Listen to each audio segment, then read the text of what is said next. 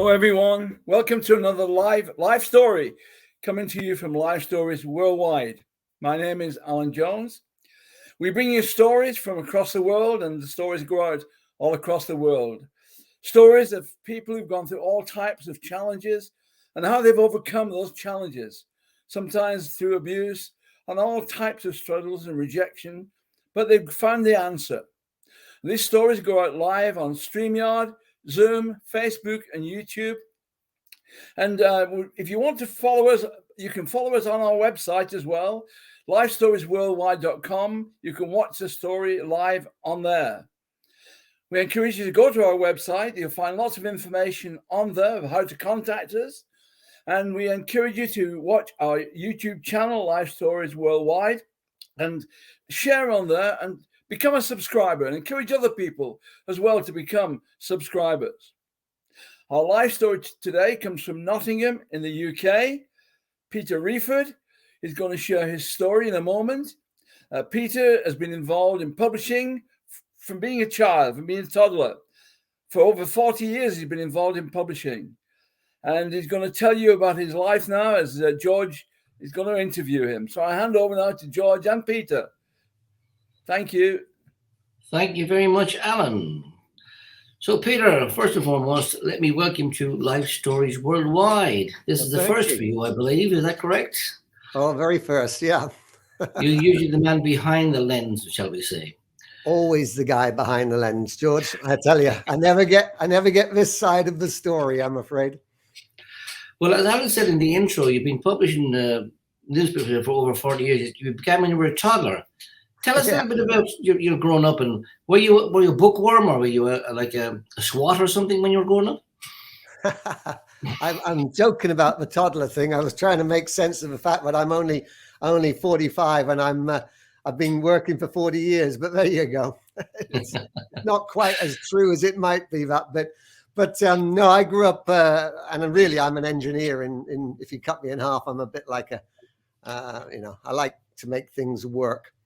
But I grew up and in a family which, well, like most families were at that time, we were Christian in theory, but didn't darken the doors of a church very often. And and really, I knew nothing. I knew nothing. I grew up really as a nobody knowing nothing at all spiritually. And when I was 14, one of my brothers, I got a few brothers and sisters, but one of my brothers said to me, "Where are you going to go when you die, Peter?" And I was 14. I said to him, "Well, I'm going to go 6 feet under like the rest of us." I had no idea at all. And so he says, "Yeah, but what about you? Really you? Well, my brother was 5 years older than me, so he seemed like, ancient compared to me. I was 14. And so he seemed to know everything. And I didn't have an answer, but I did know this, George. I wanted to know. Yeah. And that day, you sometimes wonder, right, when you say something to somebody, because one of the things you'll know about me a little already is that I'm very private. I like to be private. I like to keep myself to myself, So I wasn't going to tell him anything. But that day, I started praying. And I started reading my Bible. Wow. So, at school, I don't know if it happened when you were at school, but when you're 11, the Gideons came to school and they gave everybody a New Testament and Psalms, Okay. And I treasured my book and I took it home, put it on the shelf and never opened it. But I treasured it and it was there. And when I was 14, and my brother said this to me, I got that Bible down. And in there, they put a 2-year reading plan for the New Testament and Psalms, And I started and I ticked it off every day.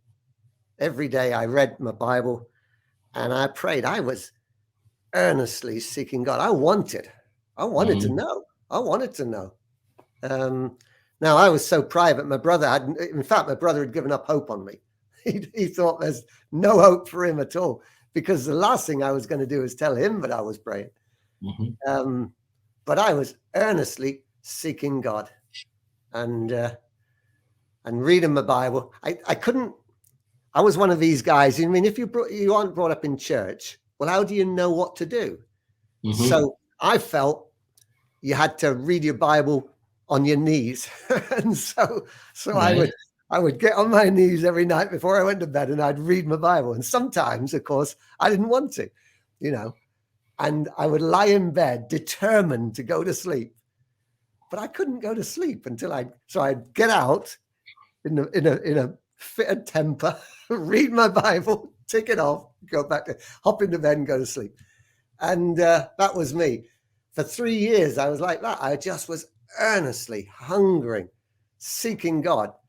And I think there's a lot of people out there like me, see, George. So you grew up with Go on. You grew up with a lot of brothers and sisters. What was it like in the family? I mean, was there? I grew up with a lot of brothers and sisters. So I know what it's like looking for your own private space. So what was it like for you?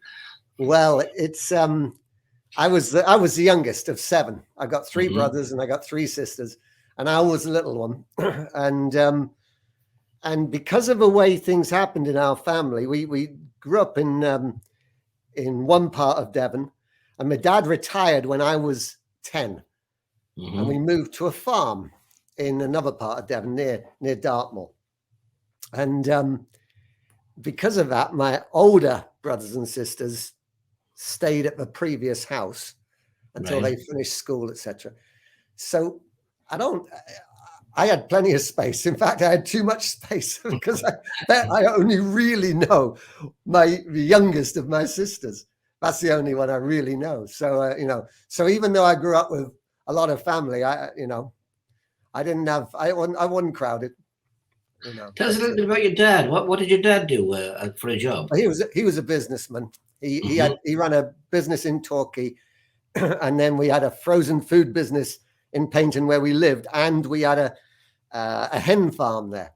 So I was, anyone who's brought up on a farm, anyone listening who's brought up on a farm or lives on a farm, you know what hard work is, and that's what I grew up knowing what hard work is. So you retired from business when he was 10 to go to work the farm. Is that correct? Yeah, he built a pedigree herd of Jersey milking cattle up. Wow. Because my dad's like me. We don't like to, we find it difficult to sit still. Lifestories Worldwide is on YouTube, and it's very easy to subscribe to our channel. Just click the bell and subscribe, and receive notifications of when we are live, or simply watch any of our other videos. So check it out and give us a visit.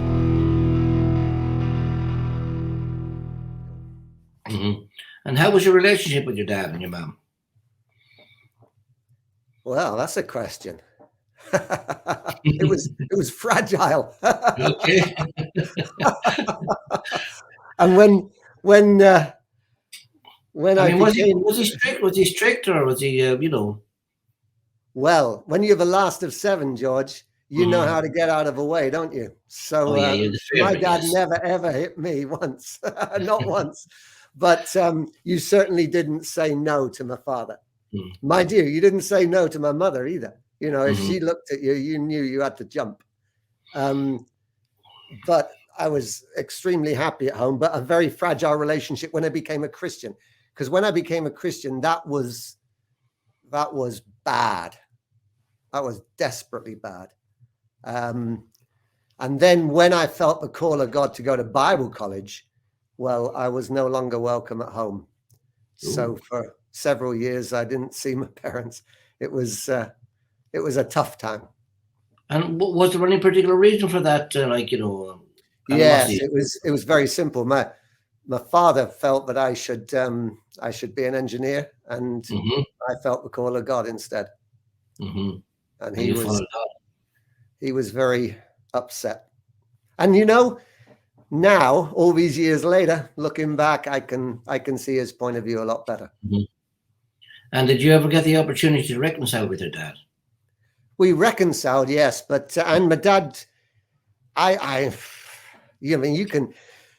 you're asking me the questions. I'm going to give you the answer, right? That's my dad, like the dying thief, my dad gave his life to Christ on his deathbed, And frankly, George, I would not believe it until I went to see him myself.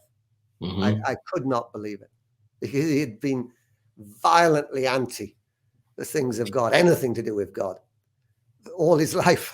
And on his deathbed, the Lord graciously gave him 2 weeks lying on his bed, and he came to Christ. An evangelist friend of my brother went to see him, and he gave his life to Christ. And I still, frankly, I still find it very hard to believe.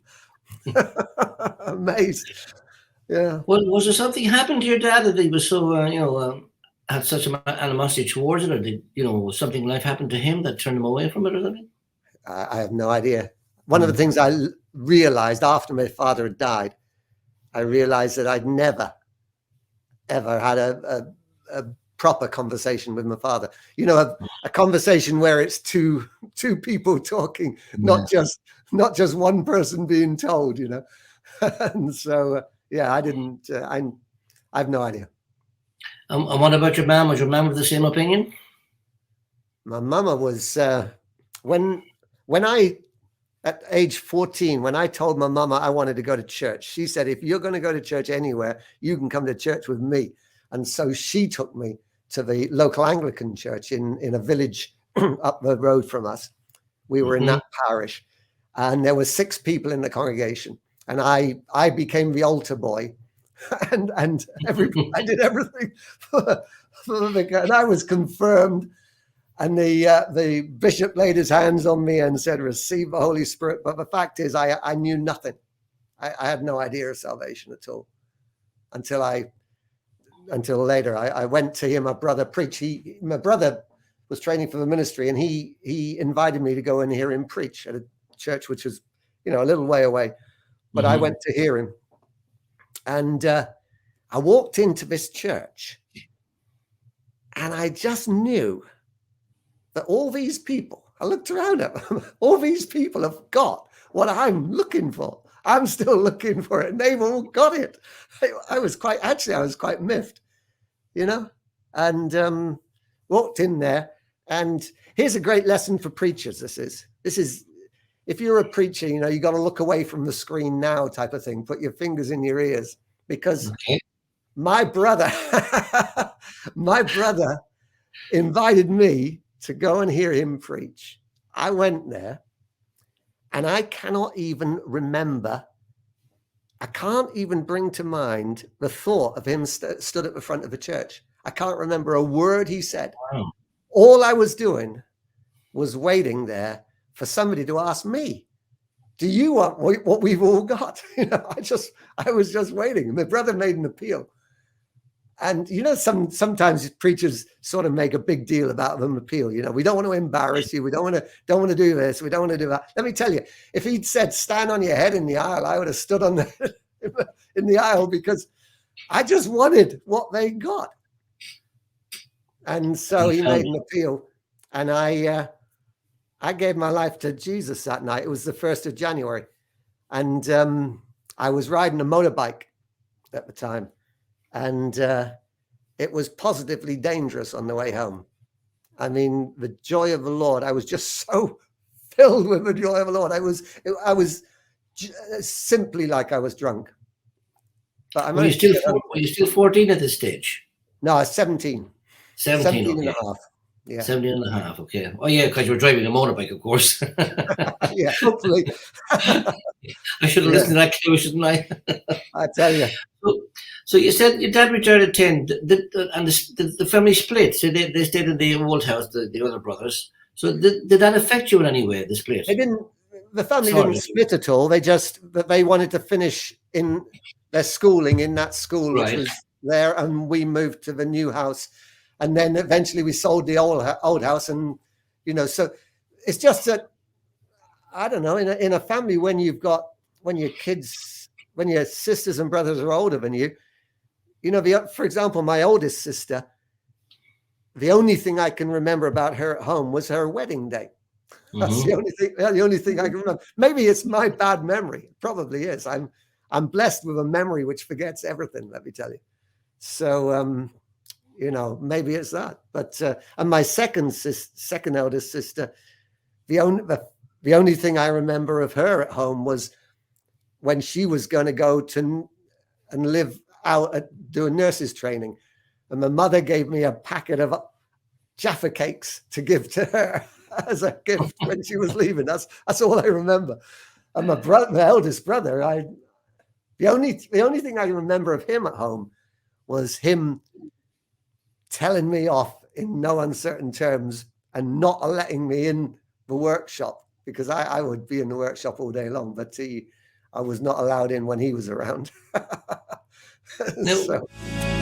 Life Stories Worldwide is broadcast live every Monday night at 8 p.m. UK time. We broadcast on YouTube, Facebook and StreamYard.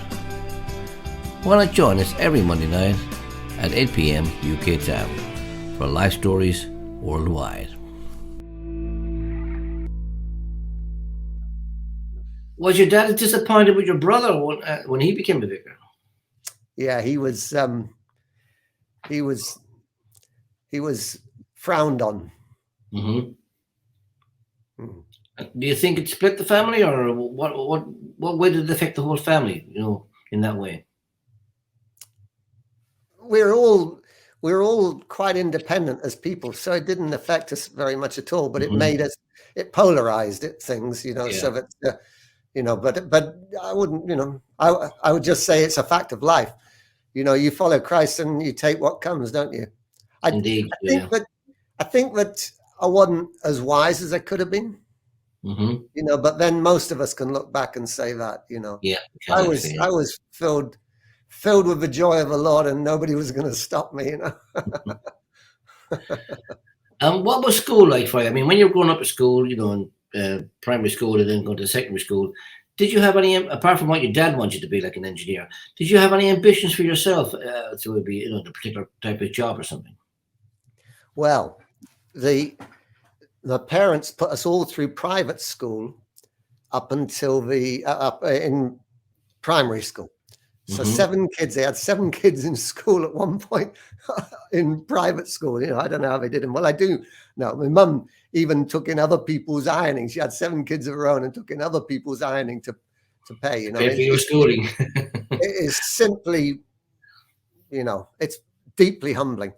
But the point is this, that at that time, you pass your 11 plus and you go to a grammar school or a secondary modern school, depending on whether you passed or not. That was the situation then. And the grammar school close to us in the house where everyone else was an excellent grammar school. And so my parents put all the kids through primary school independently, which was brilliant. So anyone who knows their maths, I was doing triple simultaneous equations at age 10. Because that's what the sort of school it was. You just did it, I didn't get to those. Well, anyway, to go back to the story. So when we moved house, of course, we went to a different school. Me and my sister went to a different school. And not only that, but the schooling system changed. It was 1971, the year of what's called the Labour experiment with schools, when all schools went comprehensive. And so I went from an independent primary school to, frankly, what I think, I won't say its name because I think it was utterly appalling as a school, completely and utterly appalling, and failed the kids in it miserably.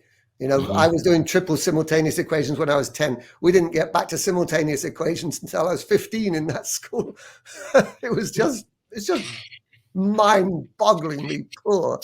And so secondary school took all the joy of learning out of me.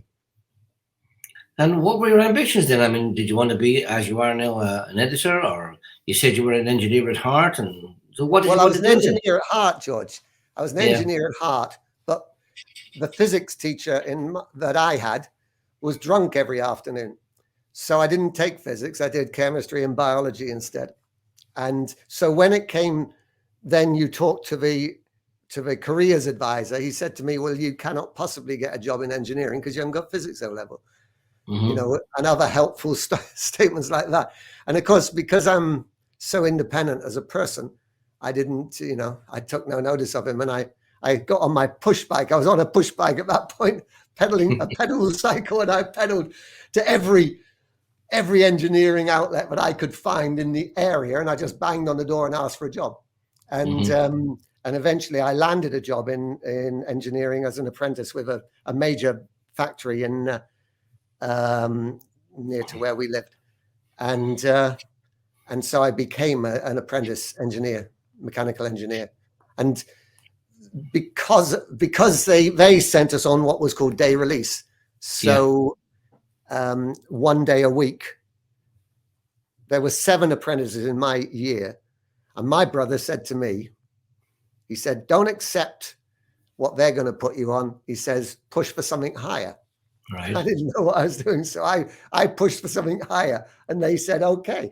So 6 apprentices went to Torquay to college, and 1 apprentice went to Exeter to college. I mean, when I look back, it's laughable. But anyway, they were doing cities and guilds in mechanical engineering, and I was doing an ONC, which is an Ordinary National Certificate in Engineering. And it was a bit brutal. It was 9 a.m. till 9 p.m. on that one day. And here's the thing. I turn up there and they say, look, you're obviously suited to the course, but you haven't got physics as an O-level. And I said to them, don't worry about that. The time I graduate, I'll have my physics O-level. And so I did a physics O-level by correspondence course alongside this other course, and passed with OMC with such, with a degree so well that they put me then onto a degree course. So I was doing a degree in industrial engineering, and that's when I felt the call of God to go to Bible college. And my father was very upset. He was happy, but then got upset. So tell us a bit about the bit where you said you heard the call of God. How did that come about for you? I mean, what happened? Well, how did it, you should say. I gave my life to Jesus on the 1st of January. And my brother came to see me, and he tells me this. I don't know, but I said to him, now then, you got to help me on 2 things. You got to help me on fasting and tithing. those were the 2 things I asked him about. Apparently, that was in my first week, because I've always been pretty determined, and I wanted to follow Christ.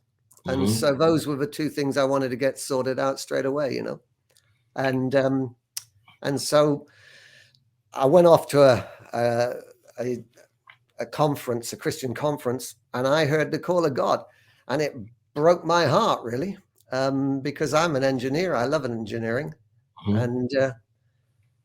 but I felt the call of God, and I was scared stiff as well. And so this is what I did. I felt that I knew the college I should go to. And so I looked at their information, and they had a cutoff date. You had to have your application in by this particular date. And so I filled in my application, put it in an envelope, and I waited until after that date before I even posted it. And I could. If you would like to speak to us here at Life Stories Worldwide Radio, you can, simply by dialing +44 7943 550287. Call us now